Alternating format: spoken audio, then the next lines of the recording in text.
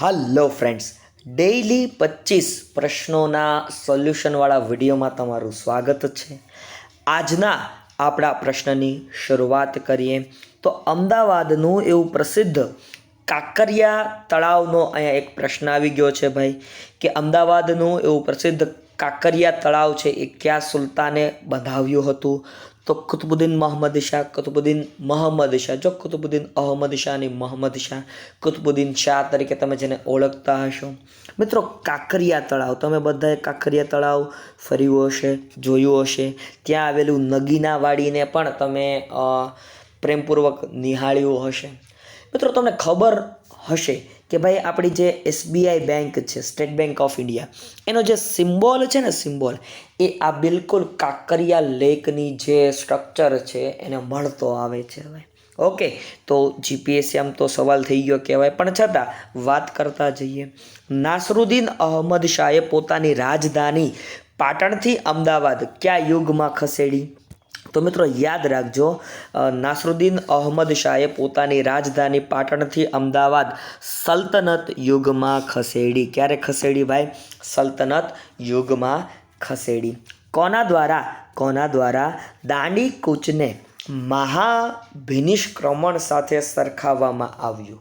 ભાઈ, ગાંધીજી જ્યારે સાબરમતી આશ્રમ છોડીને જતા હતા, દાંડી કૂચની શરૂઆત કરી હતી, એ સમયે ગાંધીજીએ એવું કીધું હતું કે જ્યાં સુધી હું ભારત દેશને અંગ્રેજોની ગુલામીમાંથી મુક્ત નહીં કરું ત્યાં સુધી આ આશ્રમમાં પાછો પગ નહીં મૂકું.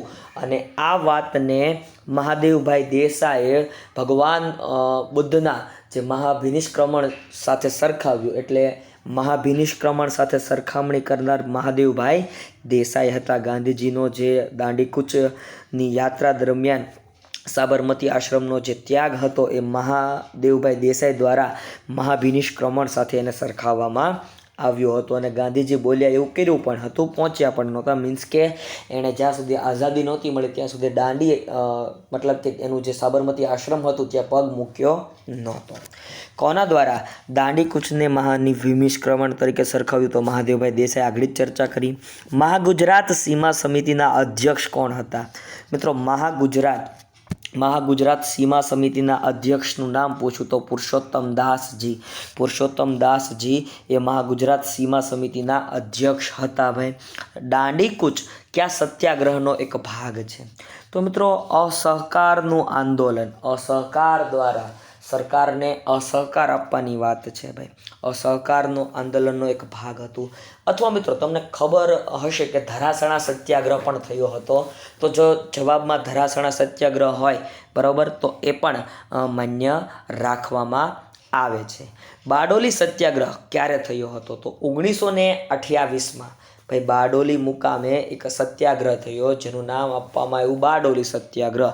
તો એ ક્યારે થયો? 1928માં બરાબર. બારડોલી સત્યાગ્રહમાં તમને ખબર છે સરદાર વલ્લભભાઈ પટેલને સરદારનું શું મળ્યું હતું ભાઈ? સરદારનું એમને બિરુદ મળ્યું હતું, એ પણ એક યાદ રાખજો.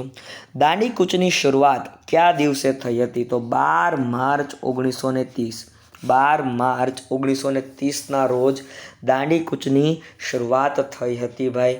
કયા રાજાએ તેના રજવાડામાં ફરજિયાત શિક્ષણ અમલમાં મૂક્યું હતું? ભાઈ, કયા રાજા દ્વારા એના રજવાડામાં ફરજિયાત સ્વરૂપે શિક્ષણ અમલમાં મૂક્યું? તો મહારાજા સયાજીરાવ ગાયકવાડ દ્વારા ભાઈ ફરજિયાત સ્વરૂપે શિક્ષણ અમલમાં મૂક્યું હતું. ગુજરાત રાજ્યનું ઉદ્ઘાટન કોના હાથે થયું હતું? તો રવિશંકર મહારાજ બરાબર. રવિશંકર મહારાજ તમે જેને ઓળખતા હશો ભાઈ બરાબર. તો આ રવિશંકર મહારાજ દ્વારા ભાઈ ગુજરાત રાજ્યનું ઉદ્ઘાટન થયું હતું સાબરમતી આશ્રમ ખાતેથી. અમદાવાદમાં જે સાબરમતી આવ્યો છે ત્યાંથી ગુજરાત રાજ્યને ખુલ્લું મૂકવામાં આવ્યું હતું. ભરૂચમાં રહેનાર પ્રથમ ગ્રીક નાગરિક કોણ હતો? તો અહીંયા પેરિપ્સ બરાબર, પેરિપ્લસ આ જે નામ આપેલું છે એ ગ્રીક નાગરિક હતો ભાઈ. એ પણ એક યાદ રાખવા જેવું કહી શકાય તમારા માટે. ઈસ્ટ ઇન્ડિયા કંપની ગુજરાતમાં સૌપ્રથમ ક્યાં આવી હતી? તો ઈસ્ટ ઇન્ડિયા કંપની સૌપ્રથમ સુરતમાં આવી હતી. ક્યાં ગુડાણા હતા ભાઈ અંગ્રેજો? સૌપ્રથમ સુરતમાં આવ્યા હતા. તો એ પણ એક યાદ રાખજો ભાઈ. સૌપ્રથમ તેઓ ક્યાં આવ્યા હતા? સુરતમાં આવ્યા હતા. કયા સત્યાગ્રહને ગુજરાતનો પ્રથમ સત્યાગ્રહ માનવામાં આવે છે? તો મિત્રો ખેડા સત્યાગ્રહને 1917થી લઈને 18, ખેડા સત્યાગ્રહ 1917-18 એ સત્યાગ્રહને કેવો ભાઈ ગુજરાતનો પ્રથમ સત્યાગ્રહ માનવામાં આવે છે. નવજીવન સાપ્તાહિક કોણે શરૂ કરેલું? તો મોહનદાસ કરમચંદ ગાંધી, ગાંધી, બરોબર, એટલે કે મહાત્મા ગાંધી દ્વારા ભાઈ શું શરૂ કરવામાં આવ્યું હતું ભાઈ? નવજીવન. કેવું જીવન? નવજીવન સાપ્તાહિક શરૂ કરવામાં આવ્યું હતું. The India home rule society, the India home rule society, બરોબર, એની સ્થાપના કોના દ્વારા કરવામાં આવી હતી? તો શ્યામજી કૃષ્ણ વર્મા દ્વારા કરવામાં આવી હતી. The India home rule society કોના દ્વારા? શ્યામજી કૃષ્ણ વર્મા દ્વારા ભાઈ એની સ્થાપના કરવામાં આવી હતી. પ્રજાહિતવર્ધક સભા, પ્રજાહિતવર્ધક સભા, બરોબર, તો મિત્રો એની સ્થાપના ઉકાભાઈ પ્રભુદાસ દ્વારા, કોના દ્વારા? ઉકાભાઈ પ્રભુદાસ દ્વારા ભાઈ પ્રજાહિતવર્ધક સભાની સ્થાપના કરવામાં આવી હતી. ત્યારબાદના સવાલો તરફ આગળ વધીએ. મિત્રો વિડીયો ગમતો હોય તો લાઈક કરજો, શેર કરજો, કમેન્ટ સેક્શનમાં તમારી કિંમતી કમેન્ટને અવશ્યથી ભાઈ રજૂ કરજો, જેથી કરીને હું પણ ઇમ્પ્રુવમેન્ટ લાવી શકું. બોમ્બ ભાઈ, બોમ્બ, વિસ્ફોટ કરવાવાળો બોમ્બ બનાવવાની રીતો બતાવતી પુસ્તિકા કોણે લખી હતી? તો ભાઈ નરસિંહભાઈ ઈશ્વરભાઈ પટેલ દ્વારા ભાઈ બોમ્બ બનાવવાની જે આખી રીત છે, આખી પેટર્ન છે, એ પુસ્તિકામાં પ્રસ્તુત કરવામાં આવી હતી. રુદ્ર મહાલય, રુદ્ર મહાલય કોના દ્વારા બંધાવવામાં આવ્યો હતો? ભાઈ રુદ્ર મહાલય મૂળરાજ સોલંકી દ્વારા બંધાવવામાં આવ્યો હતો ભાઈ, બરાબર. તમે જાણો છો રુદ્ર મહાલયનો ઇતિહાસ. સિદ્ધરાજ જયસિંહ પૂર્ણ કામ કરાવનાર, પછી મૂળરાજ સોલંકી, આ બંને ઇતિહાસની વાતો છે મિત્રો. એને થોડુંક ડીપમાં આપણે પછી ક્યારેક ભણશું, પણ રુદ્ર મહાલયનું કાર્ય જે અંત તરફ લઈ ગયો તો એ મૂળરાજ સોલંકી હતો ભાઈ. ભદ્રનો કિલ્લો, ભાઈ ભદ્રનો કિલ્લો, બરાબર, ભદ્રનો કિલ્લો કોણે બંધાવ્યો હતો? તો અહમદ શાહ દ્વારા ભાઈ. કોના દ્વારા? અહમદ શાહ દ્વારા કયો કિલ્લો? ભદ્રનો કિલ્લો બંધાવવામાં આવ્યો હતો. કુંભારિયાના દેરા, કુંભારિયાના દેરા વિમલ મંત્રી દ્વારા. કોના દ્વારા ભાઈ? વિમલ મંત્રી દ્વારા. જે આબુ પર્વત ઉપર આવેલા તમે જોયા હશે, બરાબર, માઉન્ટ આબુ સાઈડ તમે ફરવા ગયા હશો તો કુંભારિયાના દેરા તમને જોવા મળ્યા હશે. વિમલ મંત્રી દ્વારા જે બંધાવવામાં આવેલા છે. ગુજરાતની શાળાઓમાં મધ્યાહન ભોજન યોજના કયા મુખ્યમંત્રીએ દાખલ કરી હતી? તો માધવસિંહ સોલંકી. મધ્યાહન ભોજન યોજના માધવસિંહ સોલંકી, આમ યાદ રાખી લેવાનું, માધવસિંહ સોલંકી દ્વારા મધ્યાહન ભોજન યોજના દાખલ કરવામાં આવી હતી.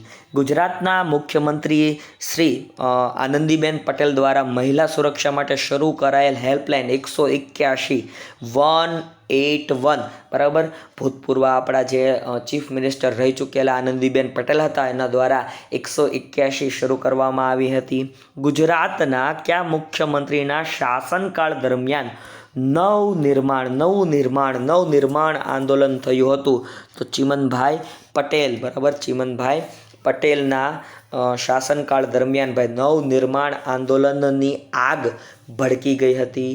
ગોકુળ ગ્રામ યોજના કોણે શરૂ કરી હતી? ભાઈ ગોકુળ ગ્રામ, બરાબર, અથવા ગોકુળ ગ્રામ આમ કહી શકાય. તો કેશુબાપા એટલે કે કેશુભાઈ પટેલ દ્વારા આ ગોકુળ ગામ, બરાબર, યોજના શરૂ કરવામાં આવી હતી. દુનિયાની સૌથી ઊંચી હાઇબ્રિડ પવનચક્કી ગુજરાતમાં કયા વિસ્તારમાં કાર્યરત છે? એટલે ગુજરાતની અંદર એવી પવનચક્કી છે, અને એ પણ હાઇબ્રિડ પવનચક્કી છે, જે ગુજરાતના કચ્છ જિલ્લાના માંડવી મુકામે છે, અને જે દુનિયાની સૌથી ઊંચી છે, હાઇબ્રિડ છે, દુનિયાની સૌથી ઊંચી હાઇબ્રિડ પવનચક્કી જ કાર્યરત છે ભાઈ. તો એ પણ વાલા મિત્રો યાદ રાખજો, પૂછાઈ શકે એવા ક્વેશ્ચનો તમારી સમક્ષ હું વારંવાર લાવતો હોઉં છું ભાઈ. કયું પ્રાણી સમગ્ર એશિયામાં માત્ર ને માત્ર કચ્છના રણમાં જ તમને જોવા મળે છે? તો ભાઈ તમે બધા જાણો છો કે ભાઈ કચ્છ જેના માટે ફેમસ છે, બરાબર, કચ્છ નહીં દેખા તો કુછ નહીં દેખા. તો આ મિત્રો કચ્છમાં ઘુડખર, બરાબર, કયું પ્રાણી? ઘુડખર, જેને આપણે જંગલી ગધેડા તરીકે પણ ઓળખીએ છીએ. તો એ ક્યાં જોવા મળે છે ભાઈ? કચ્છડો, બરાબર, કચ્છમાં જ જોવા મળે છે.